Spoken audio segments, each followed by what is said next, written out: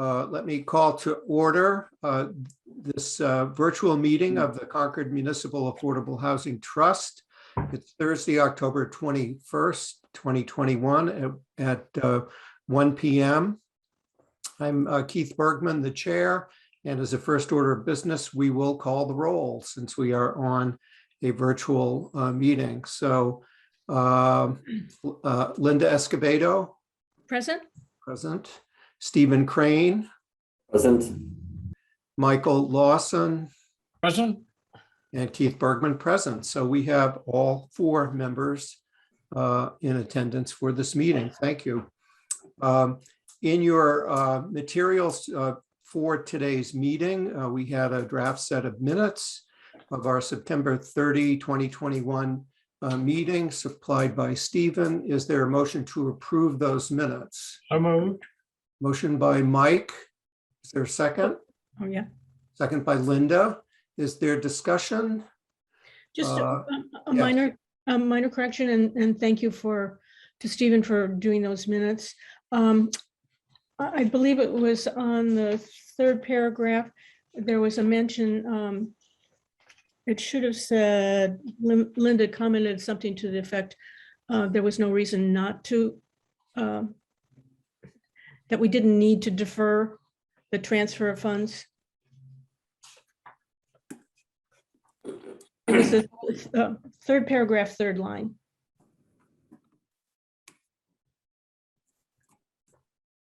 Yes, I see that. And that was all that I. Should defer, not deter, is what you're saying. Yeah, not deter. Sorry. Very good. All right. So with that amendment, the motion is to approve those minutes with that amendment. Is that okay, Mike? Yes. The motion, and Linda with your second. All right. If further discussion, then we will call the roll on the motion. Linda. Aye. Stephen. Aye. Mike.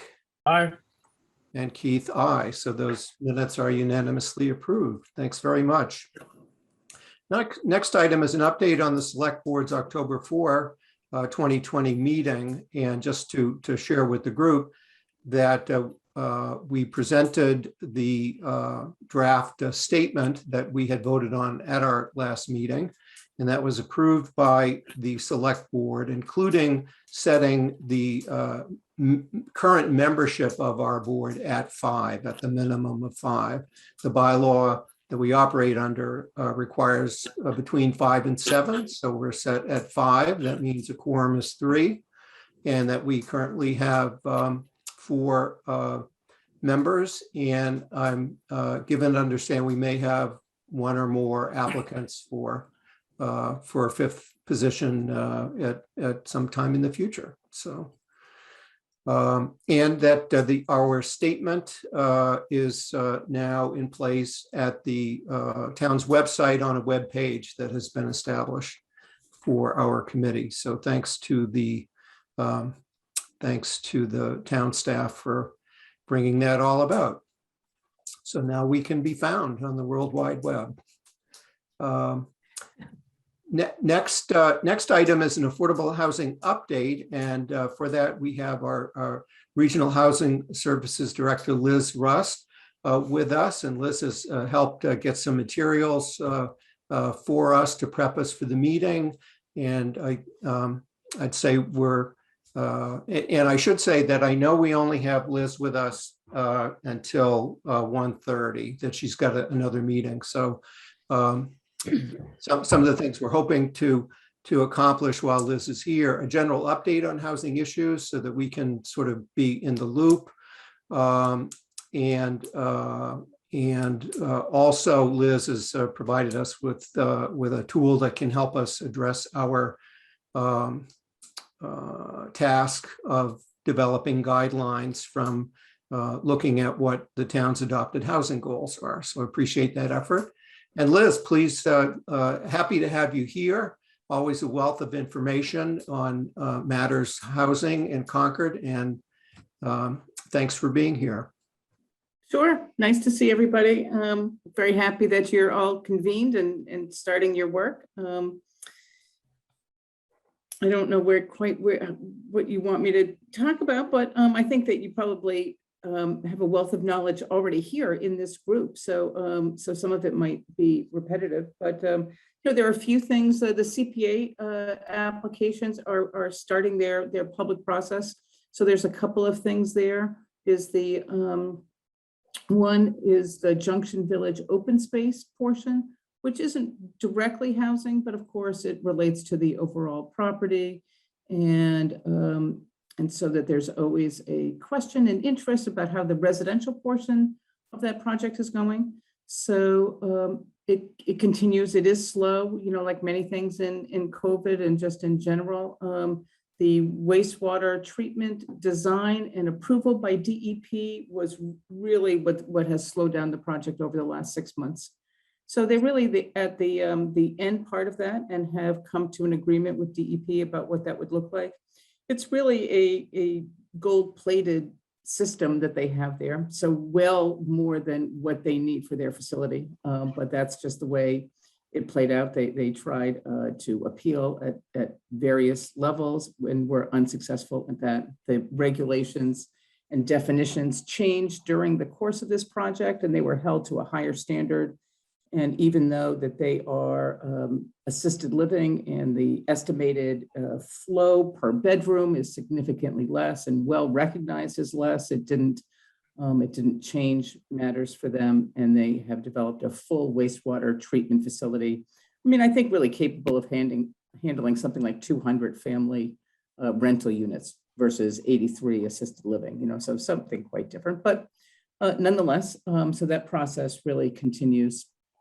They have obtained all of their financing commitment, including increased funding from DHCD, and they've got the commitment letter for that. They have, aside from the local funds, they have private financing through their bank. They have their tax credit investor and the DHCD public subsidies. So really 4 major, counting the local funds, 4 major revenue or funding sources coming in.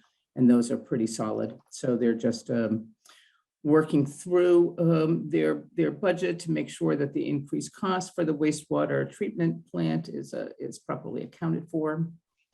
And looking to work through, that was the biggest piece, the conditions for a building permit. A building permit would be the requirement before that they could close with the state. So that there are 20 some odd, I think it's 28 conditions that the zoning board put on the building permit. So just working through those with Marsha Rasmussen and CHDC, we meet with the development team monthly just to go through that process. So they're hoping in the spring timeframe, late winter, spring, February, March-ish, that they would be pulling the building permits and then proceeding to close on the units. So the building permits is an important milestone because that's when the units are re-eligible for the SHI. So I know that that's another discussion item or interest item. So there's that. So aside from just the project in general. And thanks, Liz. And while you bring, maybe it would be a good time to just sort of put that Sure. those forthcoming permits in the context of the all the 40B things, updating the housing production plan, the Sure. forthcoming 2020 census figures and so forth. Thanks. Sure. So right now Concord stands at 10.54% on the SHI. So there's 2 moving parts there. There's a numerator part, and then there's a denominator, with the fractions there. So the Junction Village really impacts the numerator and brings Concord, way above that percent. And the denominator is updated with the 2020 census. And the 2020 census is very delayed. And so we thought it was going to be this fall, but and this is, you read about this in the paper, but here's what it actually means to our world. So now I'm hearing it's going to be spring of 2022. is when the denominator would get updated. So we have Junction Village and the 2022 census, and they're both in the spring, late winter timeframe. So we don't really know exact dates for either. And then we have the question about would Concord without Junction Village or Christopher Heights, would Concord fall below the 10%? When we did analysis with the building department using building permit data, that showed that that would in fact happen. But preliminary unaudited numbers from the census might indicate that there are less units than we had anticipated. So we just don't know. And it's, you know, the numbers, as I say, are unaudited. So, you know, it just doesn't seem that we want to speculate on what the census numbers would be. So that's what I can say about that. So that also relates to, in some ways, to a housing production plan. Housing production plan is one of the tools that can help provide a safe harbor, though limited in scope, really just for 1 year or 2 years, aside from just having the benefit of a housing plan with the opportunity for community engagement and conversation around housing. From a safe harbor perspective, if you have an approved housing production plan, and then you create 35 SHI units, you then have a certified housing production plan, which would give you a 1-year safe harbor. So it's not great. You know, it's a short-term safe harbor. It works for some communities. The way I see Concord going, Christopher Heights will bring Concord over the 10%. It's just a timing thing there. And that's a much better safe harbor than a 1-year housing production plan safe harbor. So from a safe harbor perspective, it has some value, though it's not clear that that would really come into play for Concord.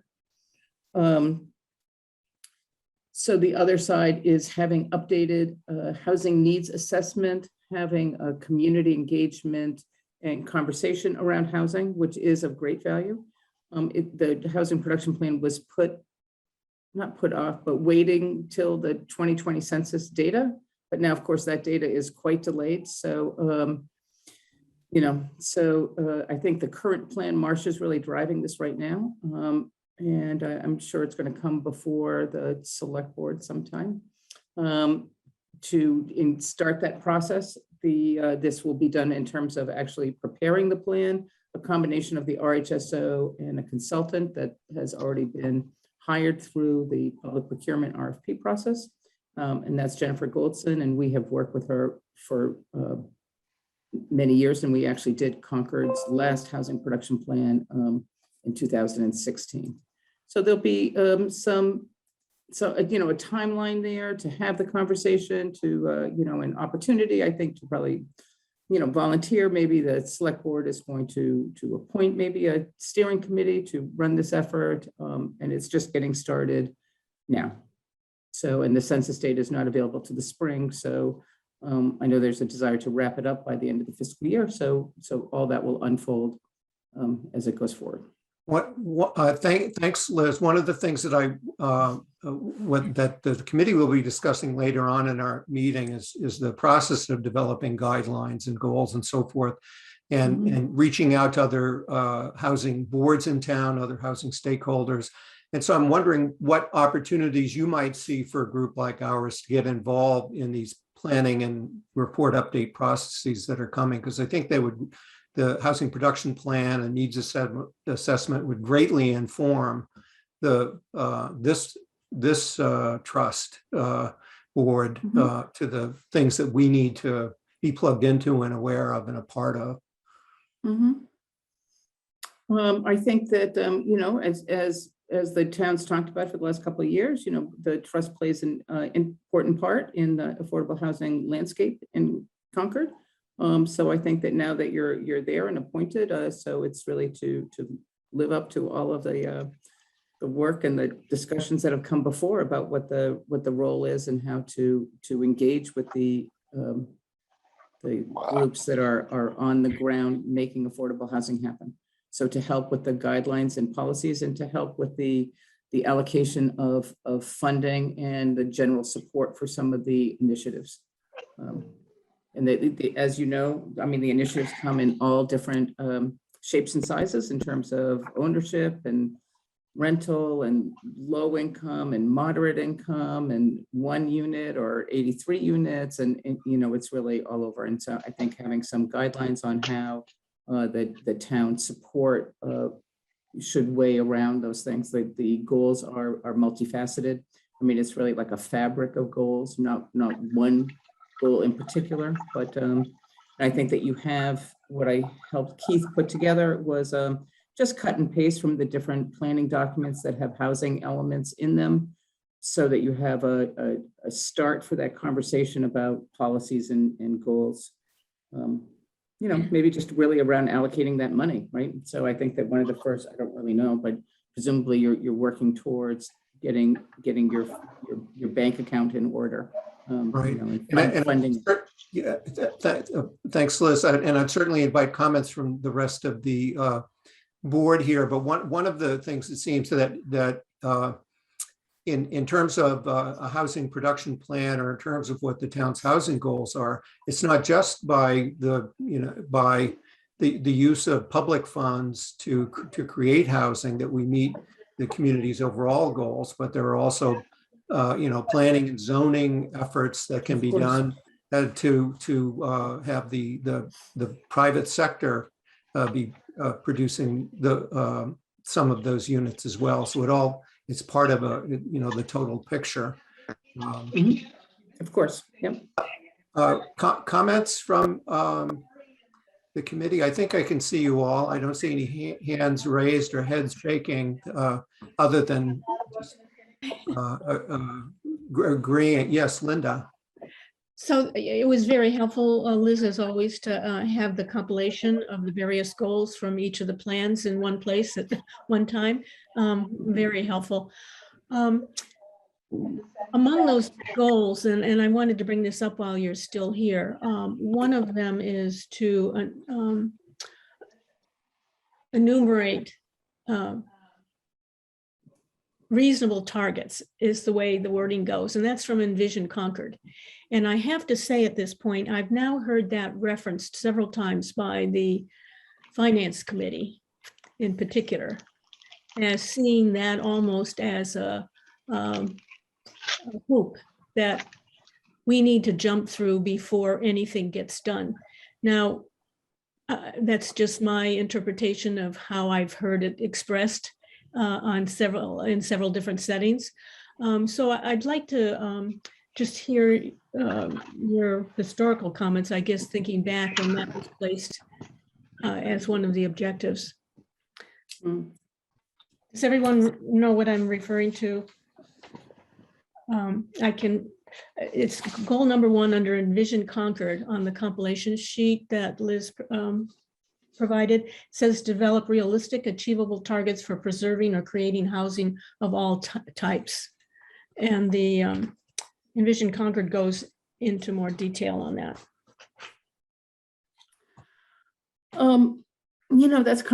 That's hard to do. I don't know any community that's been able to set numerical goals for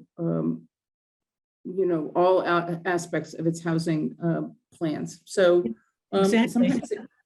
So I worked with Marcia and the planning board on showing some benchmarks of where different parameters are. How many moderate income units are there? How many senior housing units are there, and some starting places, so that you could see at least where things are, and maybe some understanding of how much progress has been made on different kinds of metrics over some period of time.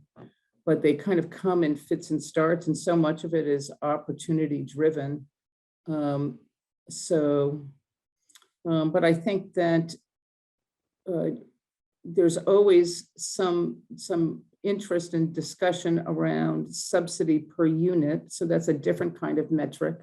So that's not really a production of number of units, but I think in every in every discussion when funding is involved, that, that's part of the information that's presented. So, looking at that and having some deliberation about what might be, I don't know if a standard seems a little, but a range or some thoughts about, where the funding preference would be around that. And it's kind of different for rental and home ownership, and of course, lower income and moderate income. So it's a little complex, but that would be something I think that would be probably achievable in terms of having some discussion, and something that the trust could, I don't know if achievable, but you could deliberate around that and put some leadership into that kind of direction for the town. I think that would be helpful. Thank you. That's helpful. Thank you. Excellent. Are there other, I'm hearing some rattling sounds from someone with their mic on. So if you're not muted, or please, please do so. All right. Are there other comments from the committee on one of the other things that we asked or that Liz did was prepare an update of the status of the cumulative 1.5 million in funds from town meeting for affordable housing over the last 3 years. And I know we also have Carrie LaFleur, our chief financial officer, on the call too, and that I had a chance to speak with her. So maybe between the two, if you could, and we did see some written materials that's been shared with the committee, maybe just between Liz and Carrie, just update us on where that money stands. And at some point, the ability would exist for the town manager and select board to transfer a balance to this group. So love to hear an update on that. Thanks. So I can just do a quick update and I'll turn it over to Carrie. So I just gave you the information that I have. And there was just one very small thing, is that one of the projects that's complete, which was the Emerson Annex, which was both preserving the unit and then doing a little repair, is able to return, but I know return isn't the correct word, $5,000. And I was going to actually just send Carrie a note today. I'm not sure what the process is there or what the encumbrance process is, but $100,000 was voted and 95 was spent, and the project is complete. So that other 5 is now just available. So I didn't know how to count that in my simplistic tracking here. The larger item is the Elmbrook, which was voted at $570,000 that remains open, and that's really a whole separate conversation. Thanks, Liz. And Carrie, it looks, we're trying to determine the uncommitted balance that might be available, and is it around $500,000, or where do we think, if there's a judgment made on what that amount is, what do we think it is? Thanks. Well, so the good news is Liz's numbers and my numbers are in agreement. And Liz and I periodically touch base anyway to make sure that we are. So when I went back through and looked at everything that I had, I don't have any reservations yet for Elmbrook or 2028 Upland. I didn't have anything on my records. So I'll touch base with you, Liz, and we can talk through that. So Liz had, what did you have? I came to the same number that she had, assuming that those 2 projects have some sort of commitment.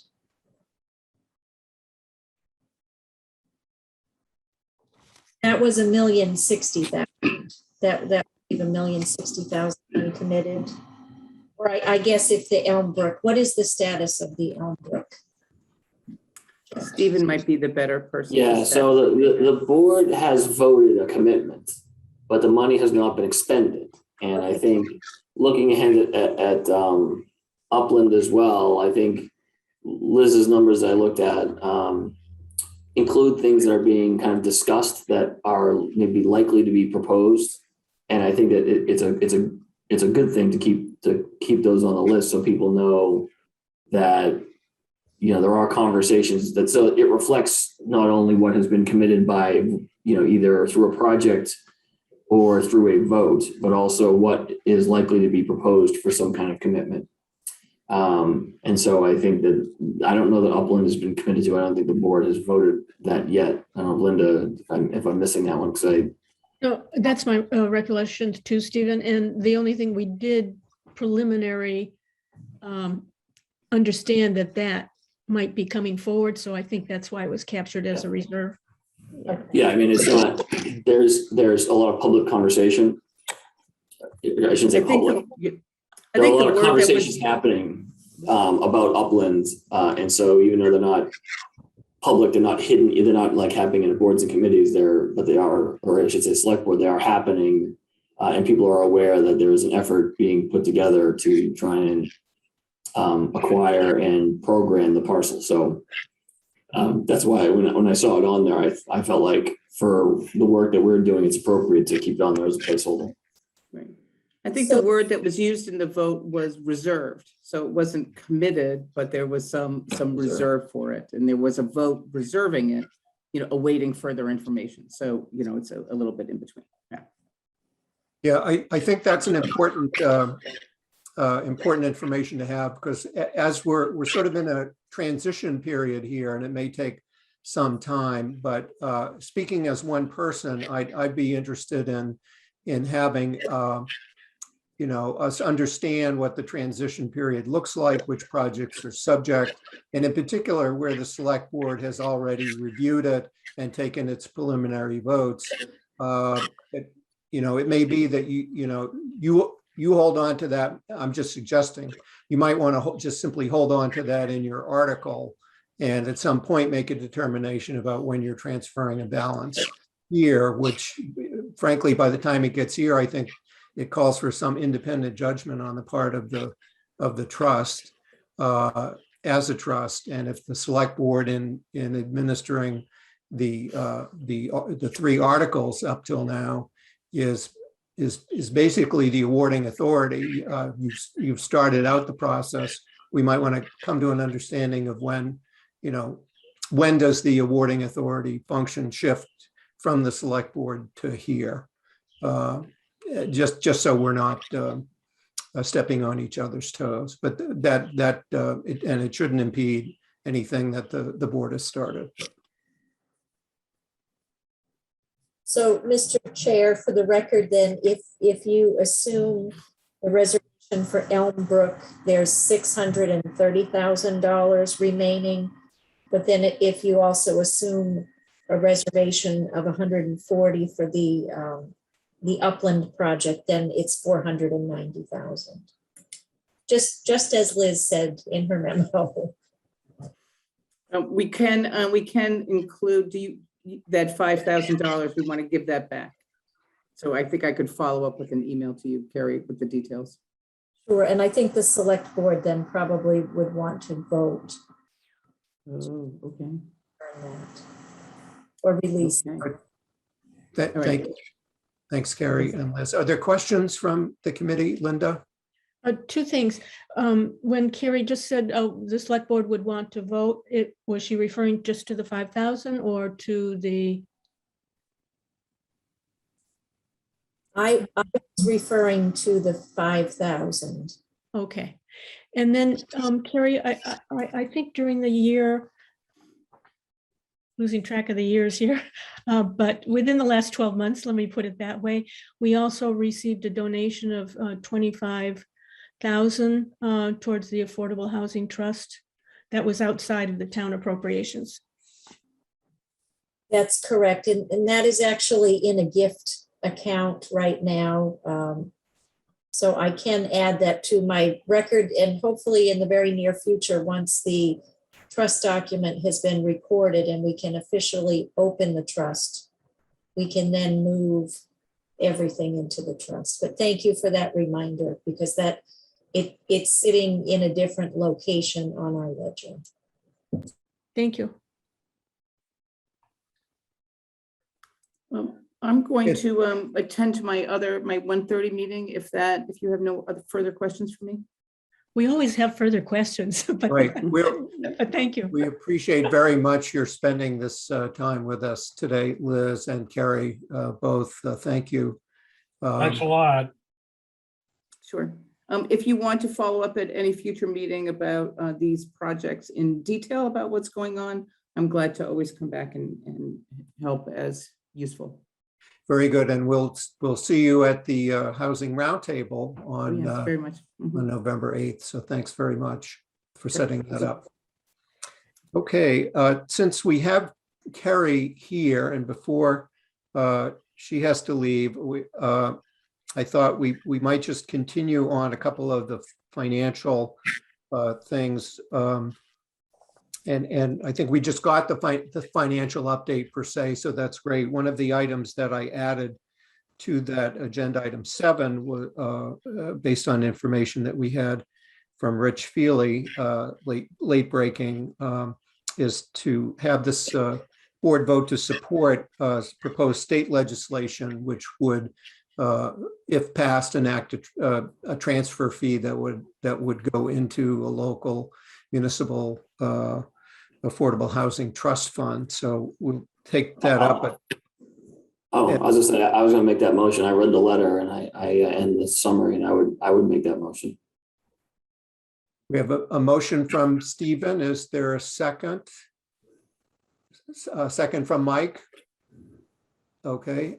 Is there further discussion or questions? I guess I would, oh, Mike, are you raising your hand? I just wonder if the select board is also going to weigh in on this. I believe it's on the agenda for Monday, but Linda? yeah, I believe it's on the agenda for Monday. Or Thank you. it's been requested anyway. Yeah, I mean, I think even if the select board doesn't, we talk about kind of giving, giving some kind of, not giving, asserting the independence of the trust.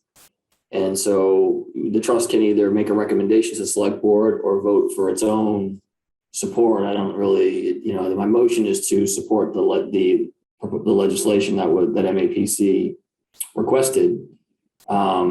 Whether that's in the form of a recommendation to the select board or our own, I'll defer to the current and former select board members of how that should look. But I do think it's as good a chance as I've seen since I've been here to get something done on the transfer fee. And so let's seize the moment. Yeah. And if I could, part of it is timing, because there's a hearing before the legislative committee next week. I think it's on Tuesday. Yeah, it's on Tuesday. And if the select board, I'm presuming, is meeting this Monday night and could take it up then. If the protocol would have this board go through the select board, that's fine. I mean, happy to follow whatever the procedure is. I think it would be appropriate for us to send an independent letter on behalf of the trust. But I very much hope the select board will weigh in. Creating this trust and those home rule petitions were actions that were initiated by the select board. So I would hope that the select board independently would follow up and write a strong supporting letter. I agree with that. All right, so on that strength, we have a motion and a second to support the legislation, and I'll just Mr. Chairman, yes. for the purpose of our as yet to be here minute taker, the motion to clarify my motion, the motion I made was to submit a letter of support for the legislation, the numbers of which are contained in the correspondence we received from MAPC. which would be House 1377 and Senate 868. Correct. Oh, I do have those tabs open. Okay. Yes. I had to correct. I had to print them out because I've only got one screen, and so I have to have a manual screen next to me. So thank you. All right, so a motion and a second. All those in favor, we're going to do roll. We ready for roll call? Right. Linda, Aye. Mike, Aye. Stephen, Aye. and Keith, aye. So we are in favor of that. And yes, Mike. This letter is going to both the House and the Senate. Yes, it would go to the House and Senate chairs of the Joint Committee on Housing.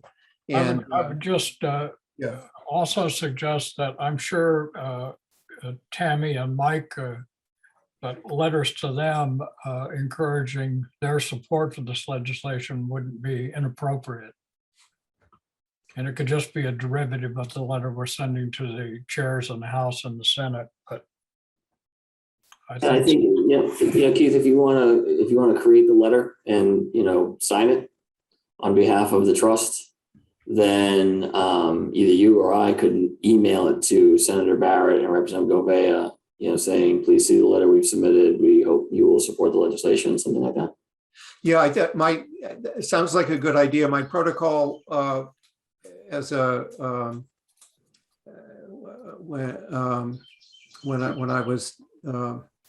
when I was working, safely retired now, was to usually copy the local reps when we were filing those things so that they were aware, but then and typically they would show up at a hearing and speak in favor of it. So happy to follow up in that way. So thank you.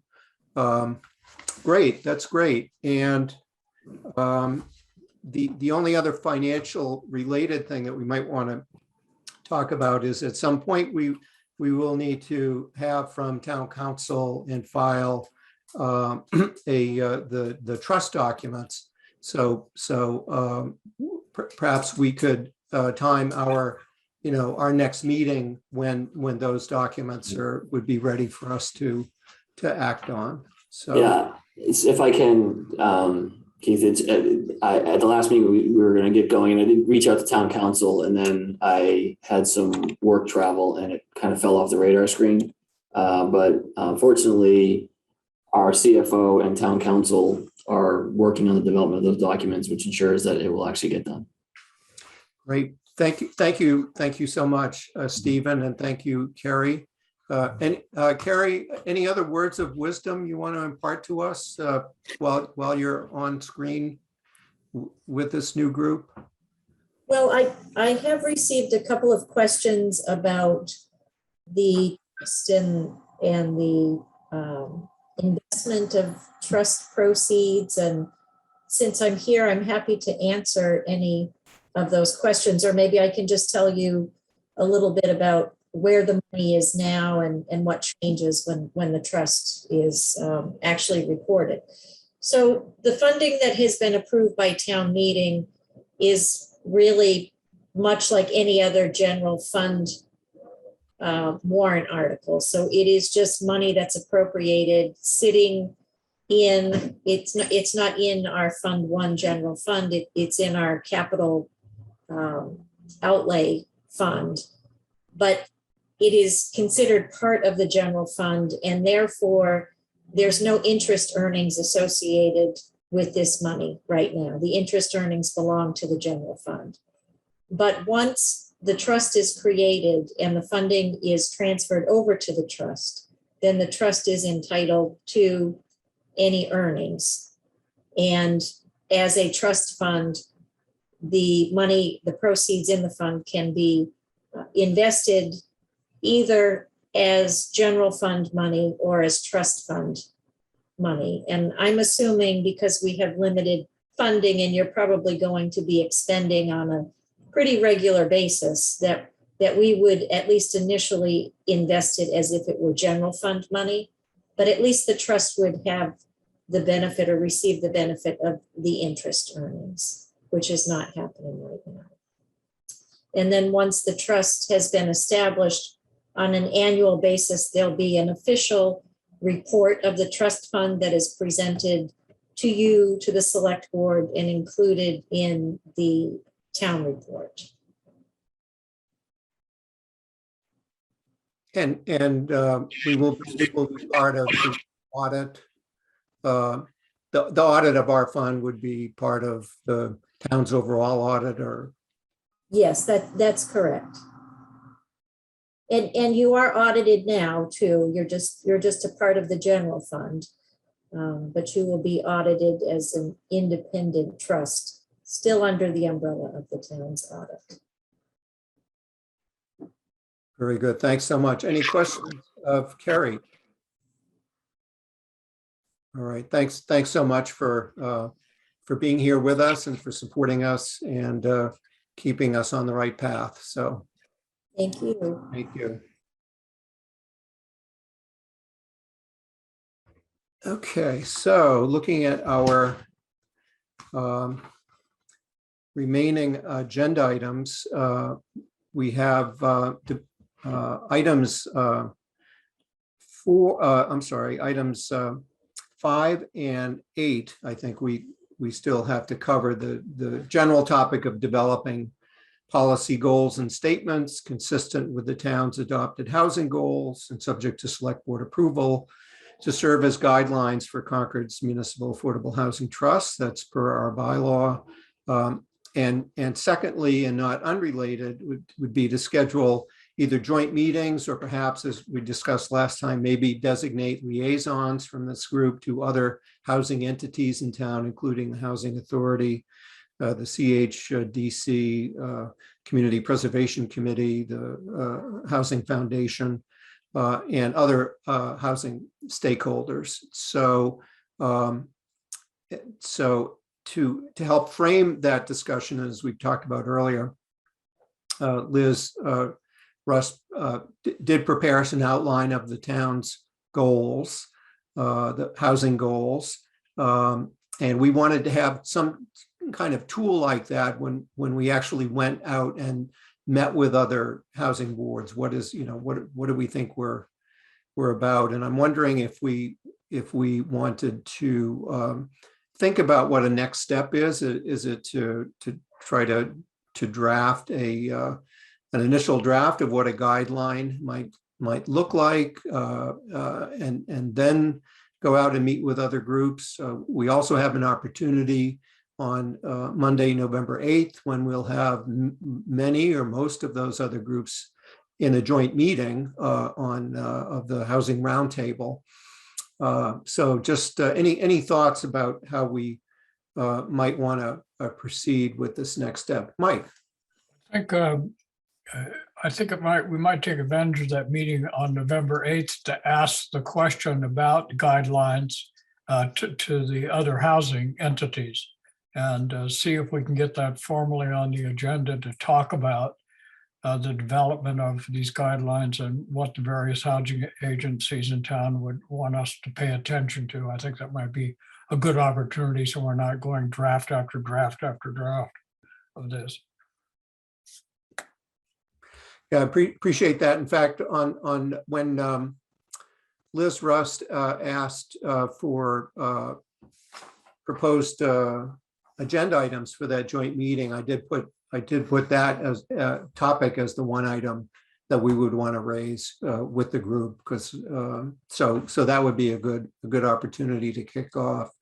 The other thing that I want to mention again, and that especially where we're looking at develop guidelines for when we will or won't fund projects, or what sorts of projects might the various housing plans indicate that we should be funding for. It really did seem to me that the update of the housing production plan and the needs assessment are just golden opportunities for us to be diving in, and whether we're just in an audience or whether we might be invited to sit at the table. In any event, that process is going to greatly inform what what the housing needs are, from which we can derive what guidelines might we want to develop. So we're fortunate from that standpoint. If all of that is going on now or in the very near future, it's coming at a very opportune time for us as we're developing guidelines for the first time. So I really do hope that we can, as a group or as a bunch of concerned citizens, just be very informed by that process. Yes, Linda. So I certainly agree with several of you commented that we should take advantage of the November 8th meeting. And I also think that you're right, the timing of the work for the new housing production plan is great for us. In the meantime, and we don't want to duplicate that process, quite frankly, by because all the housing groups are going to be involved in that process going forward with the help of the consultant and Liz Rizzo. If in fact we take the existing compilation that Liz produced for us and said, here's where we are in terms of all of our planning documents, in terms of goals that we've identified. And then, as Mike was indicating, ask what would they want us to pay particular attention to, and then come back from that.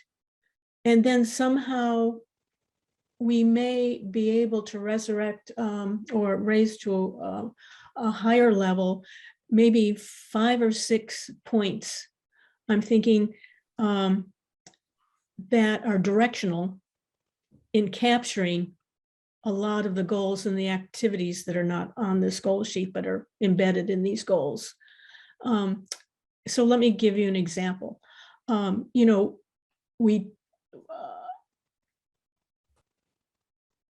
We try to, capture or add additional housing units to our SHI. And mixed use housing is one strategy that we think is important in that process.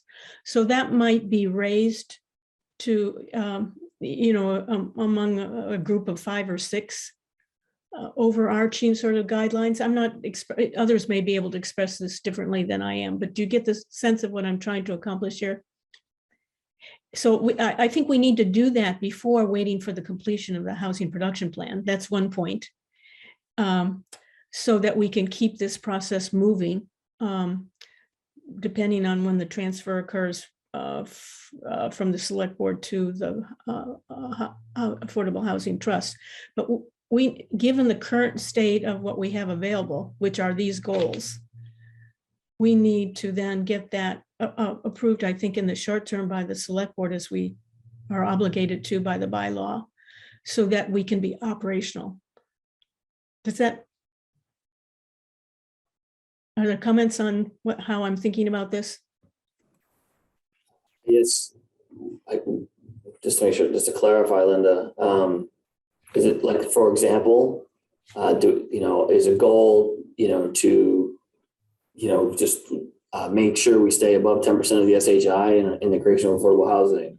Like, is that a specific goal, or is the goal to move away from being tethered to the SHI and really define affordability in a concrete specific way? Are these the types of things you're talking about as strategies? Because I agree with you. The choices that the trust would make, or that the trustees would make on those types of definitional things, could impact our view of the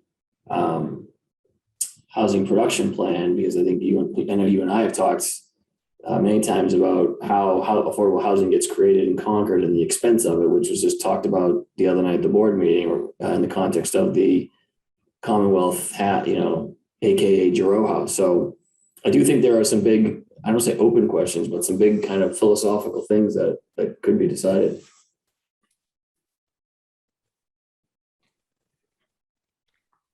You're muted, Keith.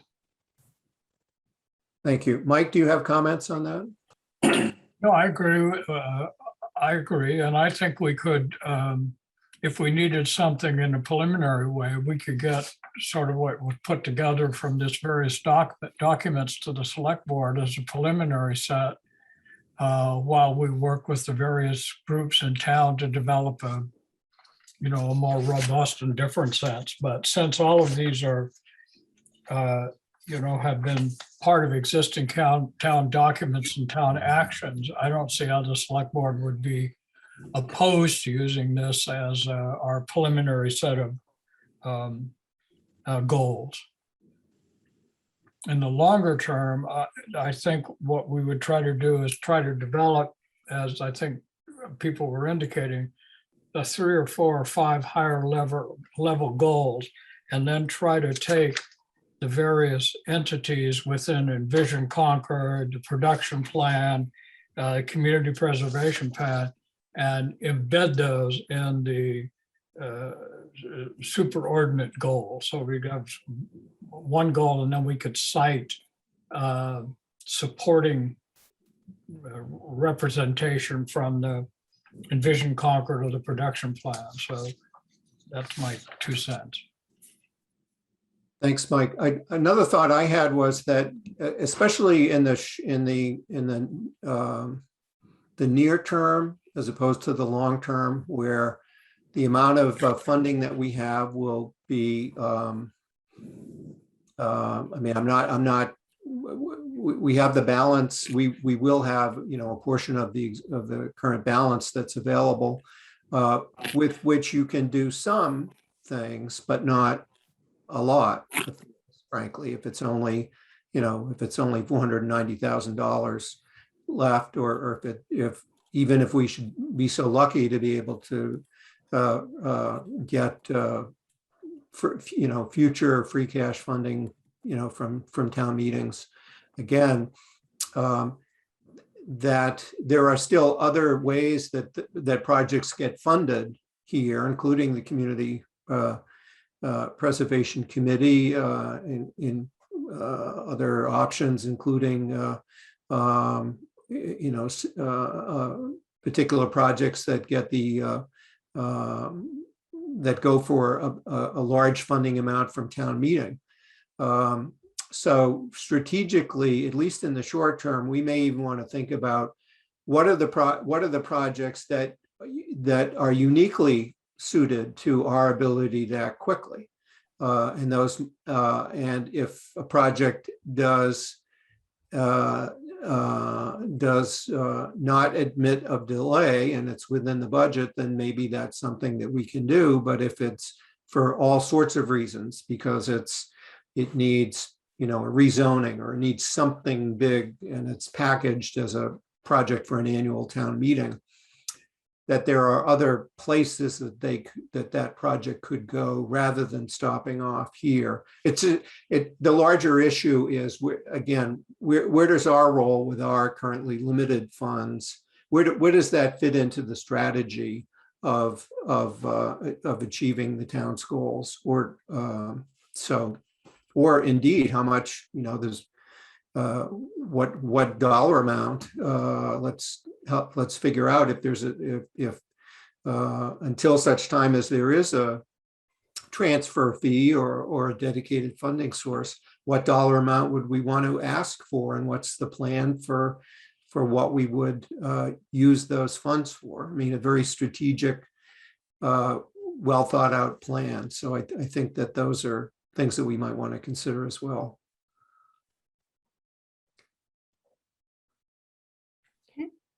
So in the short term, how about this? Our next meeting will actually, I guess it would be the joint meeting on the 8th, and I dare say that the 8th at 7 o'clock. I dare say that if the trust document should be ready, but before then, or in time for then, wouldn't be the worst thing for us to call a special meeting for 6:30 or something that night, if we're going to be getting together anyway.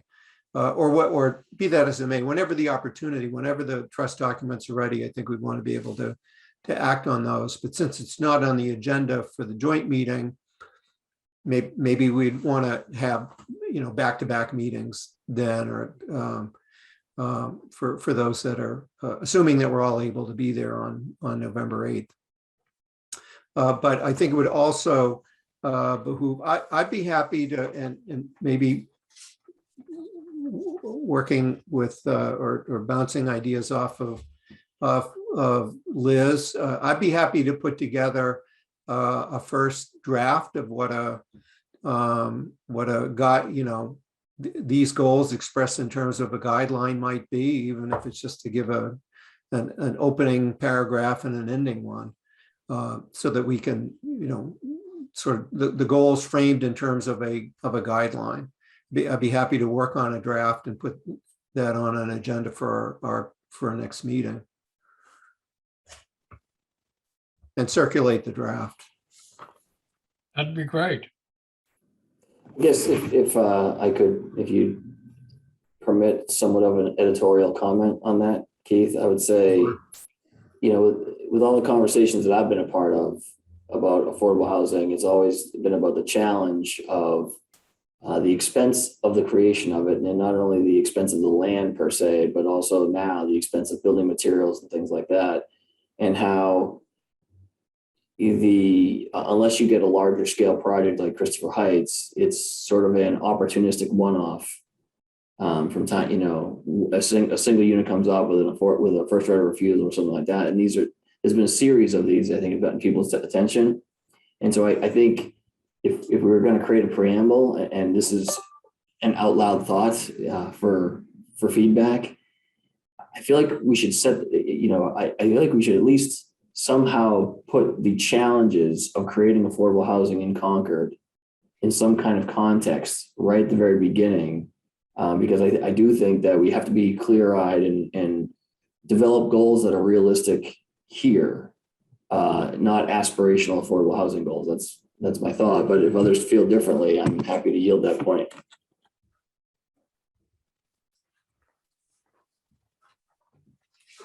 Comments from Linda? I or think Mel? that would fit nicely in sort of a preamble. I mean, to a set of guidelines that we're supposed to be doing this. Here are the challenges, blah, blah, blah. And then here are the principles and guidelines that we're going to follow. So I think it's a good suggestion, Stephen, and, it should be part of some kind of preamble. I'd be happy to try to put something together on that. All right, well, it's 2:00, so we've been here for an hour, and as our last, we've got a couple of items, and I think we've talked through these things very well. I'm very pleased with the amount of progress that we made today in getting started here, and we've got two items left: public comment, and then schedule the next meeting date. So is there public comment? Carlin? Please, thank you. Carlin Reed, 83 Wits End. Perhaps I missed it in the update, but what's the funding status for 365 Commonwealth Ave? I think that's one of the three types of scenarios that I can envision proposing the Affordable Housing Trust issues. For example, open the Junction Village, 365 Commonwealth Ave, where you're actually building the entire building, and then something like Emerson Annex, where you're just topping it off. But I'm most interested at this point with the funding status for 365 Commonwealth Ave. Does anybody have an update? Thanks. Linda? Yes, I'll attempt to update. The select board was approached for some additional funding to complete the project because the costs have increased, and the select board declined to award that funding. A member of the audience pointed out that the town is requesting green building whenever possible, and that also benefits the residents, potential residents in that unit. and that costs more. But people were concerned about the budget and the budget as constructed. And I've since attended, and I see we've got Stefan Bader here from the Concord Housing Authority, but I've since attended the Concord Housing Authority meeting, and I think Rick Eifler, the chair, did in fact list a whole number of strategies that now the Concord Housing Authority was going to have to pursue to either seek additional funding and or modify the budget somehow, although they were not hopeful about being able to do that, so that the unit could be built.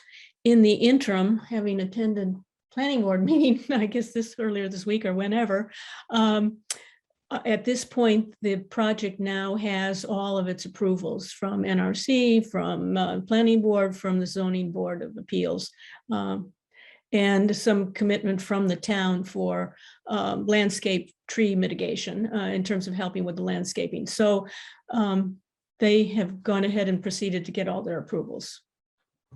Okay, That's my understanding. And Stefan, if you have other information to correct, he would be another person to answer that. Stefan Bader, 7 River Street, speaking for myself, not for the Housing Authority, because I'm not designated yet, but hope to be next time as a representative to this group. In any case, yes, what Linda reported is absolutely 100% factually correct. There's been discussion about can things be built off-site and brought in modularly? Would that save some money? Other questions about how to control the cost of that project. But to my knowledge, at this point, the only funds committed are the funds from the affordable housing portion of the Community Preservation Act funding, which was $300,000, if I'm not mistaken. So there's a significant gap there in terms of town funds. And there are other funds coming into the project besides town funds, but that's the town funding side. On another matter, I just wanted to echo and reinforce your desire to be as flexible as possible. And I think it's in terms of the priorities, the decision is going to come when it's a decision between, do we want 2 moderately affordable units, or do we want 1 deeply affordable unit?